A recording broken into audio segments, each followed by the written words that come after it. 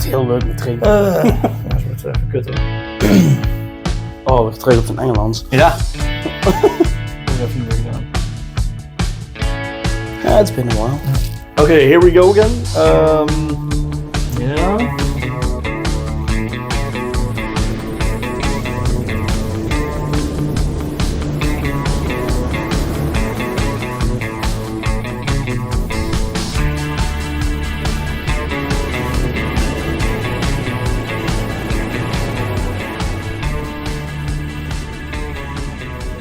It's been a while. Yeah.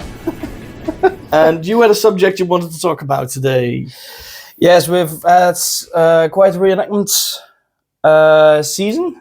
Actually, a bit calm, but there were a lot of events that were heavy on the equipment, like rain events, windy events, winter events.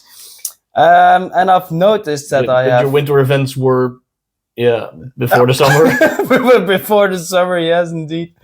But I've noticed that a lot of my equipment is ready for maintenance, and it's a thing that's is often overlooked in our hobby, is the amount of maintenance that is needed to have your equipment up to date for the next event. Yeah, a problem with the hobby that a lot of people struggle with is at the end of the season, like in late September, October, depending on when your last event is, you always discover a lot of stuff that needs mending or maintenance or anything like that.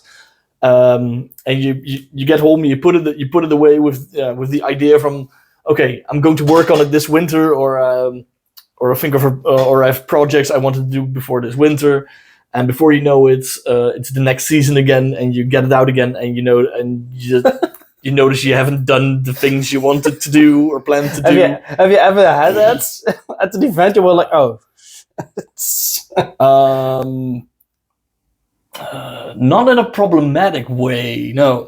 More just things like, oh yeah, I'll sew this button on before the next event, and then you have the next event like tomorrow, and you look at your kit. Oh, I still need to sew that button on. Just small things like that. Well, I it's not in the way that I didn't do maintenance on it, but I had like 1 year that I put away my kit, and then the next summer I was like, oh, okay, first event again, and I put on my clothing. I was like, shit, those are the Christmas pounds. And then you have to make like an entire new set of clothing just for that to start the event. You had the same experience a while back, I believe. That you put on a jacket and... It was not because I put on weight, it was because I washed my doublets, and apparently it wasn't that I washed it too hot, it was that I washed it too cold, because if you wash wool very cold, it also has the tendency to shrink a bit. Yeah.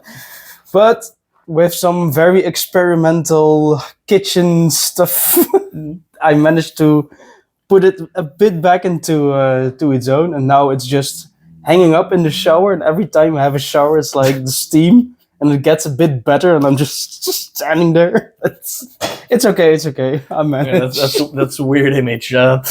What, me standing in the shower with only my doublet? Yeah. Reenactor stuff. Yeah. And yeah, with Allemansend, we have the boat, and we just had a weekend of boat maintenance. Not last weekend, but the weekend before. Yeah, I think yesterday I pulled out the last splinter and the last piece of tar from one of my nails. Yeah, because at this moment, our boats have a lot of. And here's the word Tim can't think of during recording again. Say it in Dutch, perhaps I know it. Yeah. This is almost tradition right now. Achterstallig onderhoud. Bloody hell. Achterstallig onderhoud.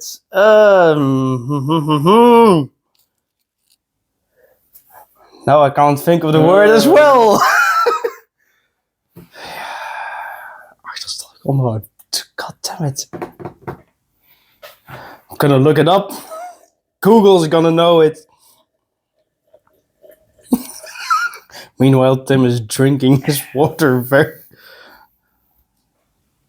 Zoeken. Oh no! Now I'm trying to translate a glass of water. Hey. Translate. And once we heard him, it's like, oh.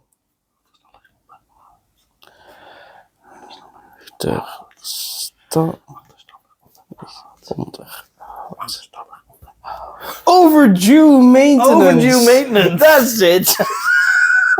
Bloody hell. This is really getting to be a tradition, because I don't think we have a single video of this series yet with at least one word in English I can think of. Every day we're learning something new. Now, for our English-speaking viewers, try to say achterstallig onderhoud. It's very easy. You can do it. Achterstallig onderhoud. So, overdue maintenance. What's with the boats and overdue maintenance? There's a lot. A lot. Like this year, close to each other, we found out that 2 of our boats have a hole about this big, and that's something that will need to be fixed at some point. We have 2 options, and we have the quick and easy option of just screwing on planks from both sides and putting silicone between them. That's the quick and easy fix. Like we've already done with one of the boats during an event, because we sailed from a small yacht harbor to that event, and while the boat was moored at the event, we discovered the hole, and someone made the hole and decided to get rid of all the rotting wood around the hole. When the boat was in the water? No. When it was beached. Oh. And then it still needed to get back to the yacht harbor. So we just sandwiched 2 planks with some silicone between them, and screwed that in place. But in the end, with both of those boats, the whole plank will need to be removed, and a new plank will have to be put in. So we need to figure out how to steam a plank in that particular shape, because there aren't many people in the Netherlands who still make wood from oak. And oak is a pretty hard wood. Yeah, it's a hard wood, so it's pretty hard to work with. To steam oak is a pretty difficult process. Yeah. What would be the life expectancy of those kind of boats back in the day? I think also like 25 years, 30 years. No, shorter. In the periods, if they were used in whaling, there's a chance they would have been used for just 1 season. Oh. Because at the end of the season, because in whaling, but also in whaling, the wood is made. The boats are made from pine. They are made from pine wood, and at the end of the season, the boats sometimes get disassembled, and the wood gets used in the whale oil production. But ours are made of oak, so they're a little bit sturdier than pine. And they will probably be used for maybe a few years, maybe 5 to 10 years, depending on when they were just used up. They were often in the period there wasn't much maintenance done on these kind of boats, because they were so small, and there was just a continuous shipbuilding industry with small boats like this just being churned out regularly. Like a big ship with maintenance and stuff, I think could be about 20 years, and then it would just be burned. And how old are your boats from Allemansend? Our boats are I believe 20 years at this point, 25 years. They're oldies. Yeah.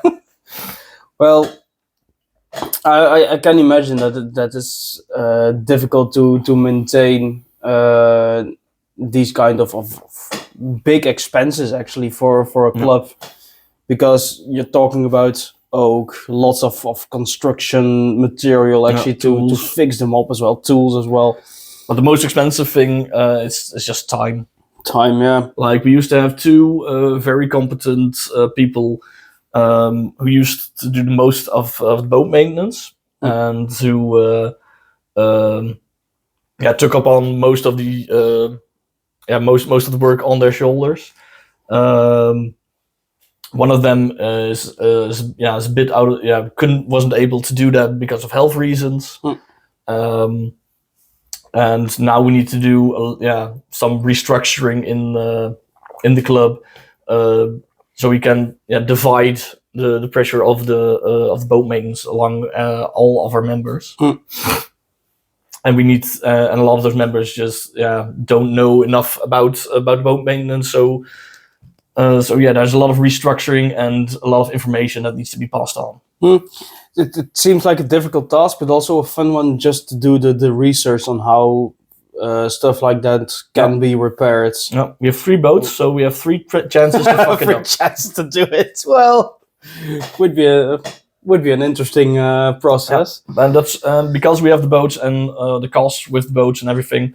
Allemansend doesn't have a lot of club material. Like there are groups in the Netherlands that have a lot of club material.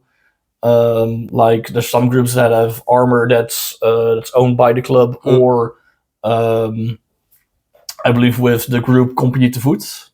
They are part of the larger organization Mars, which runs groups from different time periods, and they're like the how you call it in English, koepelorganisatie. Here we go again, koepelorganisatie. Like the we have 2 in this video. It's like Hulst and Holly all over again. I don't know this one. Umbrella organization. They're from the Umbrella Corporation. Oh no. We're going that way. Yeah. They're from the Umbrella Corporation. And which manages all those different groups. So a lot of the material from that group is owned by the Umbrella Corporation. But then you also have the maintenance for those things could also be covered by the bigger organization, not only by your group. Like the costs can be split and everything like that. And with us, with our group, we decided that everything is owned by the individual. Like materials, weapons, tents, everything is just owned by the individual. If someone wants to own a musket, it won't be it won't be registered for the club, but for the individual person. Like there are multiple organizations, like for instance, the VKVB, there's another Dutch group, and with them the organization VKVB owns a few of their muskets, and they have the muskets stored by the organization, by the group. Yeah, with our group with Spiesdraegers is also that there is no club stuff, so everything is owned by the members themselves. You have the same as Allemansend, only Allemansend has boats as the thing we own as a club. But with our group, everything is from the members itself. But there are members of our group who organize like little hobby days. And then people come together to do some maintenance, make new clothing, that kind of stuff. They're always very fun to attend. Sometimes called Vreubeldag. After Friedrich Vreubel, which was a German child psychologist. Just give him something to do and call it Vreubelen. He used to observe children who were just fumbling with stuff and that just fumbling without purpose, just fidgeting, just fidgeting, which children used to do and do, is still in the Netherlands is still called vreubelen. Vreubelen. Yeah. And just making stuff like making clothing and stuff like that. Just crafting is sometimes then also called vreubelen. Vreubelen, yeah. Now with our group, it's most of the maintenance is actually in like clothing, the tents, arms and armor. Especially the armor of a pikeman can be subject to kind of a beating during battle. Most of our armors is blackened. Some are by oil, by burning it in, oil blackened. Some are actually painted on. Mine is painted. Mm-hmm. And then after a season, most of the times we get together, sand it a bit, painting it again. I think my armor is due to a very big maintenance because there's so many layers of paint on it that I think if I cut it with a knife, I can count the years on it. So all the paint has to come off again once. All the leather work has to be replaced. Yeah. So it's gonna be quite a work. How long have you owned your armor right now? I think my armor, I am owning it now for... When would it have been? 7 years? 8 or 7 years, something like that, yeah. That's a long time. Yeah. I still fit it though. Yeah. But it's that goose belly that's built in. Yeah. Armor film. But yeah, it's also one of the maintenance that we actually do after every event. It's like the arms, swords and stuff. Yeah. If you're doing like a skirmish fight during a battle and you hit each other's swords, I always get these little chips in the blade, and those can be quite dangerous if you go by somebody. Even if your sword is blunt and you go past someone, if there's this little nick in it, you can still scratch someone pretty badly. So we have to file those out after every event. Normally, it also gets before every battle. Normally, the NCOs, so the non-commissioned officers of the pike block, would controleren. Not control. They have a look at everybody's sword if everything is fine. They check it. I wasn't the only one today. It's been a while that we've had an entire conversation in English, so we have to do this more often. So we practice it. So much for the next Christmas holiday. It's not too long now. It's not too long from now. Are there still any events that are on your schedule this year still? Events? Yes. Yeah, we have an event next week, same as you, and it's our last one for this year. But we also have a few more plans to do a boat maintenance day or weekend somewhere in the coming months. I think we have one in November, December, and one in January or February. But those are all pending, just to see when people are able to go. Oh. So we'll see how that goes, and we're hoping to have at least 2 boats floating again before the next season, because we also have the Battle for Butange, which is always an event in which we use our boats because it's in the town of Butange, and which is the whole star fortification with the moats all around and the islands and stuff. So it's always really appreciated when we use the boats there to ferry soldiers from one side to the other, or have musketeers in the boats. It's one of the events where we can just really use the boats. Use the boats, yes. I think for Spiesdraegers we still have a pretty busy October. So indeed, this weekend we have Schipluiden together with you guys. The week after we have Allemansend, so the Rubens Kasteel. It's in the castle of the painter Peter Paul Rubens.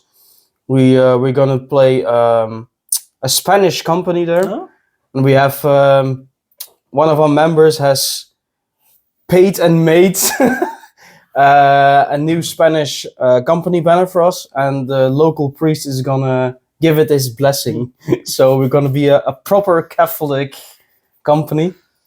You told me about the flag and how your ensign was kind of getting worried about the size of the flag. Yeah. banner. We, my friend, who's one of the members, ordered the silk online, and when it came in, I was like, "Oh, okay." The silk came in, and we let it stay for I think a year already because we were like, "Yeah, we're gonna make it once," and then one moment I was like, especially okay. one of those maintenance things. Oh, we have project things. We have this plan. We have the material. True.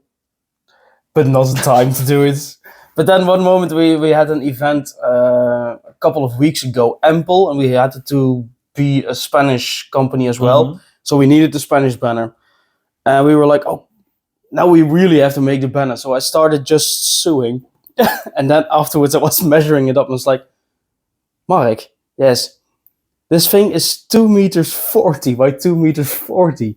It's a bit big. And he was like, oh, I forgot. I ordered some extra silk to make like stocking bands and stuff. And I was like, yeah, but I haven't counted them. And so now we really have a big banner. So it's like almost 3 meters of 3 meters. Full silk. And we sent the picture to our ensign, and he was like, oh shit. Because our usual banner, the Dutch company banner, is like 2 meters on 2 meters, and it's in windy conditions. It's pretty heavy to keep it up. Yeah. But like 3 meters on 3 meters in windy conditions, he's gonna fly away. So. And the pole wasn't long enough, right? Yes. The pole to attach the flag to wasn't long enough, so we had to make a new pole. But yeah, it's so. Elevate is going to be a very Catholic event for us. It's going to be lots of fun. And then the last weekend of October, we have Kasteel Heeswijk near 's-Hertogenbosch. Mm-hmm. And that's most of the time our traditional event to close down the season. And it's like a small event inside of the castle, and we're going to play a company who's stationed inside of the castle. Yeah. It's also just a training event for you guys, right?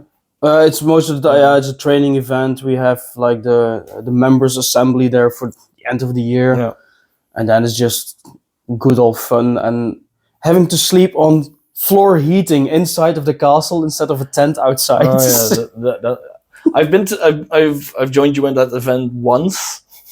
Mm-hmm. And yeah, that memorable floor heating was turned off the moment you came. Oh, was it actually turned off? It was turned off. I had a really cold night there. Yeah, but you were also at the one window in the cellars who had a draft. A niche. It was an alcove. I slept in an alcove, but you guys also slept in an alcove. Mm-hmm. Those also had windows, didn't they? Yeah, but they weren't drafty. Oh, only yours. Oh, I thought I was just being a little bitch. No. We were like, okay, well, this helps. We were like, oh, he's a sailor. He's used to draft conditions. Put him there. This actually helps. It's better than sleeping on the hull of a man and then in the middle of the night waking up and hitting your head on one of the guns. Yeah, that happened to one of our members once. But also just sleeping on the ship the half man and having the pump go off every 45 minutes. Oh. Well, at least you're not drowning then. But at about 4:00 in the morning, I wished I was drowning.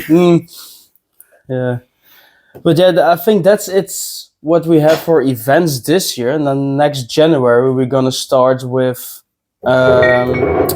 het TEO-uitje. So it's the 80 years war field trip. Field trip. You can call it like that. It's kind of a field trip. It's organized by my fiancé and my mother-in-law. Mm-hmm. And they organize every year in January. They organize a field trip to a city or a museum for all the groups, and then all the groups can join. So we're not just groups, just individuals. Oh, individuals from different groups, and then we can go to a museum or a town and visit it in 17th century closing most of the time. We went to Antwerp once. We went to Haarlem, Amsterdam, Rijksmuseum. We also visited once. And last time was Den Haag? Den Haag, yes. And now Schravenhagen. Schravenhagen. It took me a while to notice that was two. That it was the one same. place. And I thought it was two different places. But crazy Dutch people. But next year it's gonna be Breda. Yeah. The birthplace of the Nassau dynasty.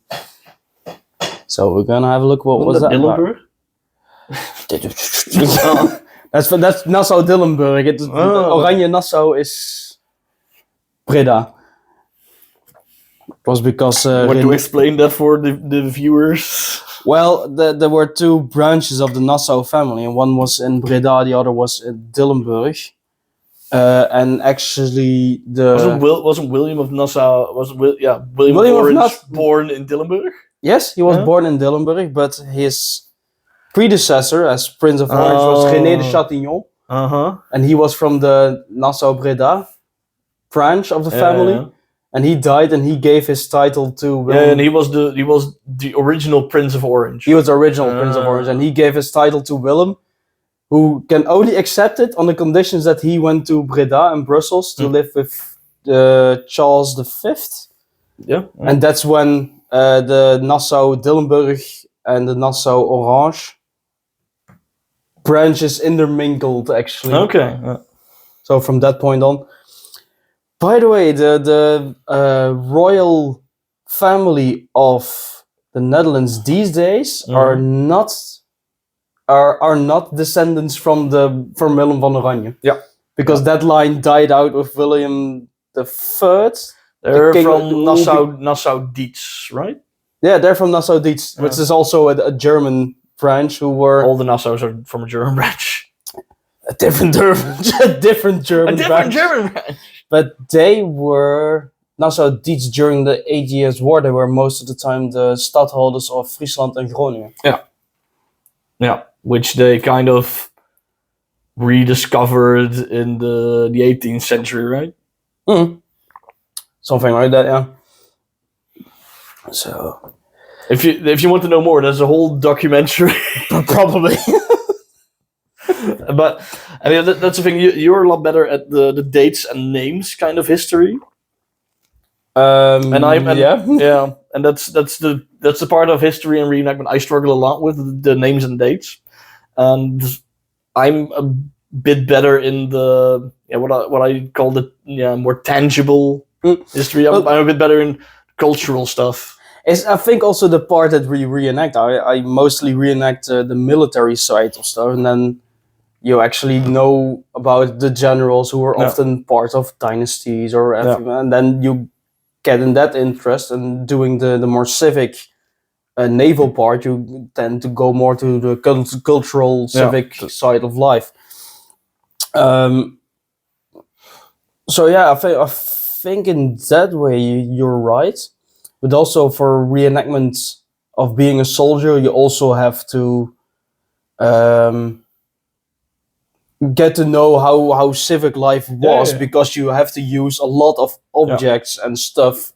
You do, but the names and dates part gets a lot more important with when you want to know how a battle was fought and when and by who. And I'm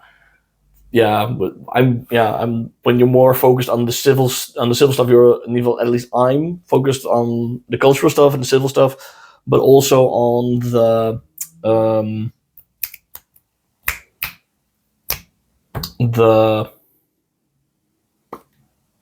don't ask, I also can't think of it in Dutch. The material culture. Oh, you're a material girl. Yeah, I'm a material girl.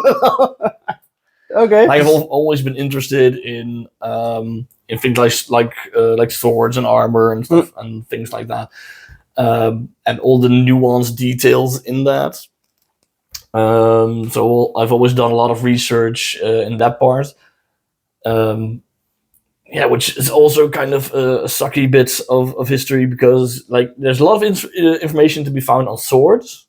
Mm-hmm. There's really a lot of information missing when it comes to armor history. Mm. Like in the medieval period, there's a lot. in our period, yeah, there isn't a lot. I have a few books on the subject, but there isn't a lot of really good information as there is for the medieval period when it comes to, for instance, different styles of armor for different regions. Yeah, that's it's true. You sometimes have like the books who are describing like a Dutch morion or a Spanish morion or Italian style. You get the broad lines, but then having the history of which part of which kind of armor was used where is actually always a bit misty, so to say, because you see a lot of paintings of Italian style armors also being used in the Netherlands. And you see a lot of Spanish pikemen wearing like the Dutch morion stormhoede. So that's the thing. But like you say, like a lot of armor history has also been left out, and you can see it in the discussion we just had at a moment ago, like feathers on helmets. Yeah. Like with the little feather holders at the back of the helmets. I'll get the helmet. Yeah, we had a discussion about if the common soldier would wear feathers on his helmet or not. And if he did, when? That's specific. You can see, if I can show it, this helmet has a little holder here in the back, and it used to be to keep feathers in, so it would be tucked in here. In other words, a feather holder. A feather holder. But or a plume holder. when you look at a plume holder is a better plume description. holder. When you look at paintings from back in the day, you almost never see common soldiers with feathers on their helmets. Yeah. But when you look at the or helmets, if you look at some English Civil War reenactors, sticks. There's some English Civil War reenactors who just plop a stick in there. I've never seen that. I have seen that. I haven't seen that yet.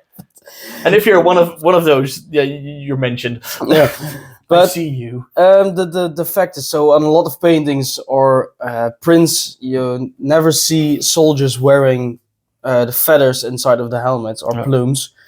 But a lot of helmets in museums or in arsenals and stuff still have like the little attachment on the helmets to keep them there. So you do sometimes see officers. Yeah, officers with plumes, but then why do so many helmets have like the plume holders on there if they wouldn't have been used? Yeah, and like I said with our discussion, that could be because of survival bias. Like if a museum has for example, if a museum has 3 helmets, exactly the same, but one has a plume holder, you say, they can say like, okay, let's save this one and let's throw these ones away or sell them or make them into something else because it's still good steel.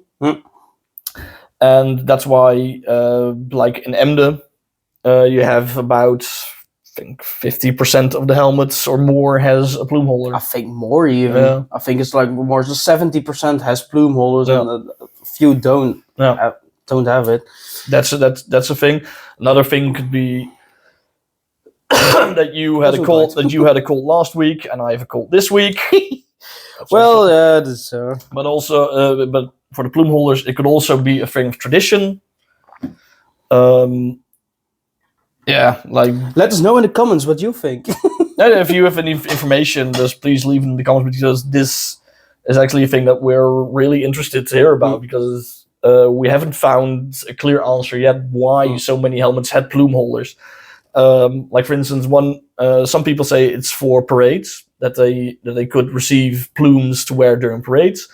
We also don't see a lot of proof for that for the common soldier. For the common soldier, not during parades, but we have found proof for parades. And that they would have been often. Yeah.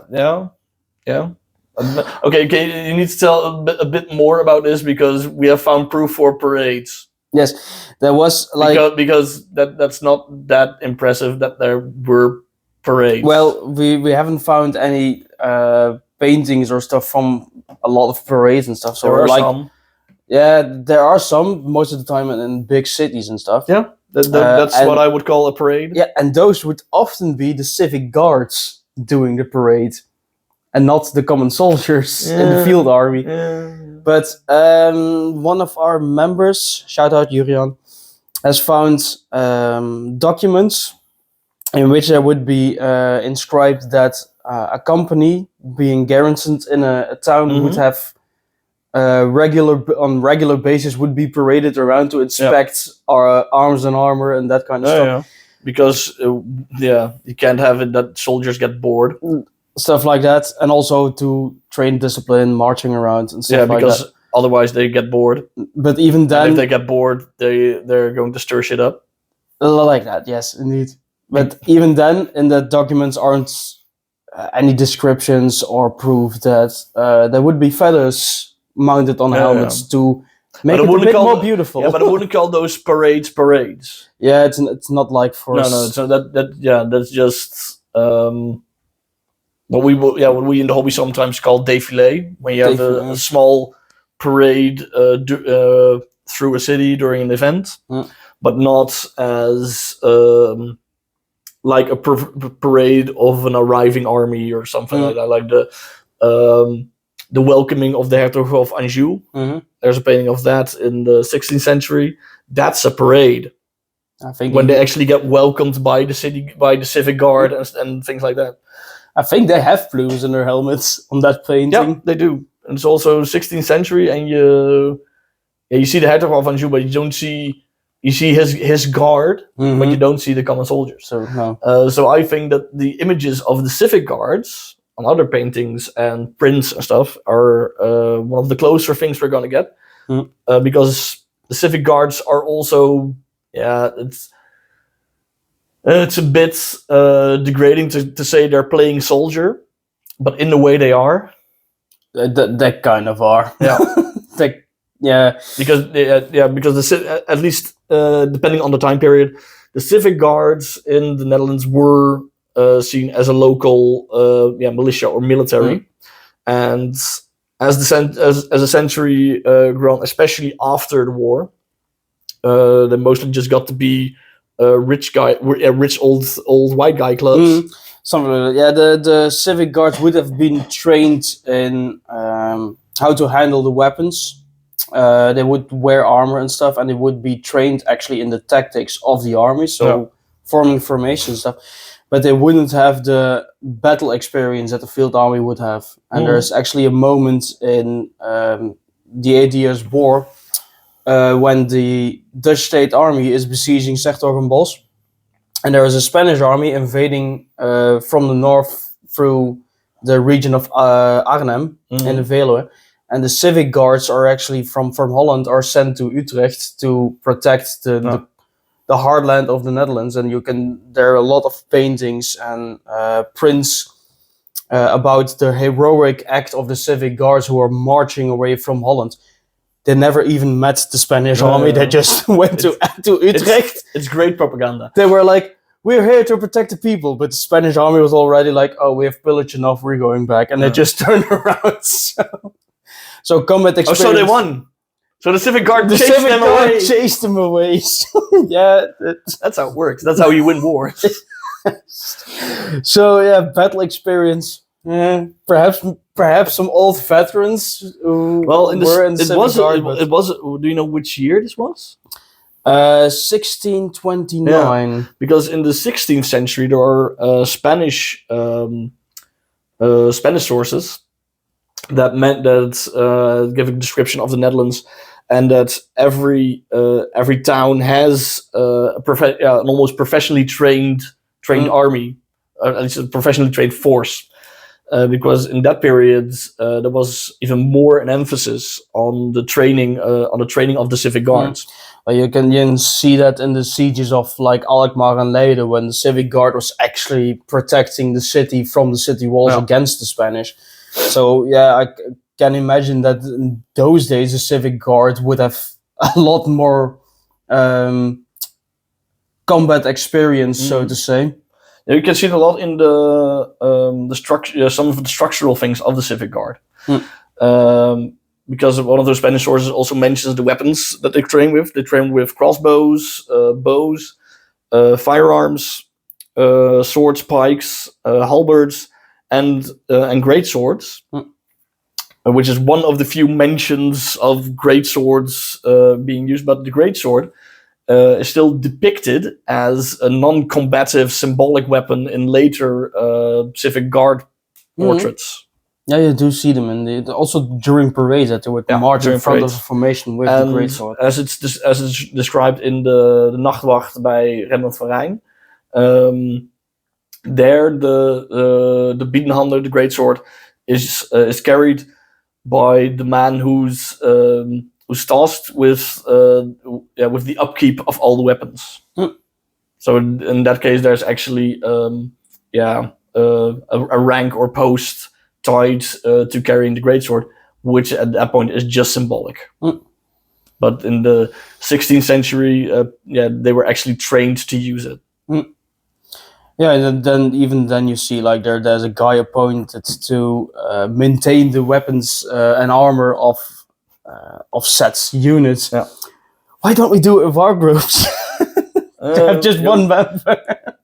Yeah, I with Allemansend, my reenactment impression was one of my impressions is the constable, which is the person on the ship who is tasked with the upkeep of the weapons. So sometimes at some events I just sit on a bench and I clean swords all day. Yeah, I can imagine on a ship that having a constable would have been necessary because you don't want your entire ship carrying weapons. Well, he's not only tasked with having with the weapons being stored in his room. He's also tasked with the making sure that the cannons are tied down properly and that they're fit for service. Oh, that's nice. Yeah, in the Dutch State Army, you get notices that most of the time the sergeants would inspect the arms and armor if they would be up to standards, and soldiers they were actually having fines because the armor was not in the proper order or parts were missing. And there would be a system when that arms dealers would actually travel with the army, and if soldiers would have missing arms or armor. Missing arms? Yeah, also. The one-armed pikeman. That the company would buy the replacements. So perhaps if a soldier would miss a tasset or anything of his armor, then the company would buy a new tasset and attach it to the armor. Yeah. But the cost of those replacements would have been withheld from their pay. So the soldiers would pay for their own arms and armor. Yeah. That's the same on many of the larger Dutch ships, especially within the East India Company. Like sailors could buy new clothing and shoes from the clerk. In Dutch we call it the rider, the schrijver, which and he could also sell tobacco and like I said, replacement shoes and clothing, as well as write letters for a fee. But everything that a sailor bought during the voyage was at the end held back from his pay.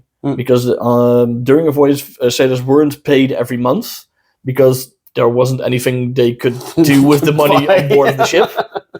So they were paid at the end of the voyage for how many months long the voyage was. And at the end, as well as the cost from the surgeon. It could also just be be put into the administration, and then at the end of the voyage, everything just would be paid for. I can imagine that's quite an administration for like having a journey of several months, and then everything that you buy or do on the ships that's also to be written down. Yeah, that's also part of a lot of the punishments on board of a ship. Meant the subtraction of 1 week or 1 month or anything of pay, as well as a physical punishment. It's almost the typical Dutch thing of like, heb je het bonnetje nog? Do you still have the ticket? No, well, the thing with the sailors is they didn't. Yes, that's the problem. They didn't, and they would just have to trust that they would receive their money at the end of the month. I can imagine that if there was a mutiny, that But mutiny was almost never about pay, because that's something they didn't they didn't really experience, because they got their money at the end of the voyage, and then they were done. Especially when you're when back home you're just a poor guy, and now you suddenly have a lot of money. Yeah. Well, in the army, the mutiny was always about money. That's about not money. It's about not having money. Not having money, or not receiving the right right amount of money, and that was the big problem with the Spanish army. They will always pay or promise high payment, but they would never follow it up, or even sometimes for years. Like books about the Spanish army in the Netherlands always have at least one chapter just dedicated to mutinies. But mutiny wasn't seen as treason. It was two completely different things, because mutiny was actually like a legal practice. If you weren't paid for the services that you were doing, it became treason as soon as you switched sides to the enemy side. Then it became treason. But there are a lot of accounts of Spanish armies actually who were on mutiny against. But we need to say that mutiny in this case is not individual mutiny. No, it's a entire unit. Yeah, it's a whole unit or entire company that mutinies against the higher command. The higher command. Because individual mutiny was, I think, was more seen like treason. Yeah, I think, that it's not called mutiny. It's called, how do you call it? Can't get over the word. Do it in Dutch. I don't know it in Dutch. Do it in Spanish. No. God damn it. People running away from the army. There's a desertion. Desertion, that's it. Yeah. It would be more desertion than actually mutiny. Yeah, but in that case, desertion was also penalty with death. Oh yeah, it was, if they ever caught the guy again. So yeah. But yeah, long winter ahead. Still some events for us. One event for you. Yeah, and I'm also joining at the 80 Years War field trip this year in Breda. Oh, that's fun. Yeah. Well, then we'll have a look. Do you have some specific, small tasks that you have to do over the winter? No task. It's your wedding next year. Oh yeah. And I decided to make a fancy doublet for your wedding. Yeah, you're having your suit made. By Petra Zucker. Wonderful. And I thought that would be too expensive for me. So I decided to try and make it myself. And the closer I'm getting to get started, the more expensive it's already getting. And at the end, I don't think it would be less expensive to have it made. Well, you at least you have quite a journey now on how to make expensive clothing. Yeah, I've already spent more than a week just trying to draft a pattern that just won't end up right. So that's still something I need to work on. Well, we'll have a look in a minute. We'll see. So if you have any specific projects during the winter, if you're a reenactor, let us know in the comments. Or if you know any good sources of information or wells of information about historical armor, or just any sources of good information, just please let us know in the comments. And we'll see you in the next video. Ciao.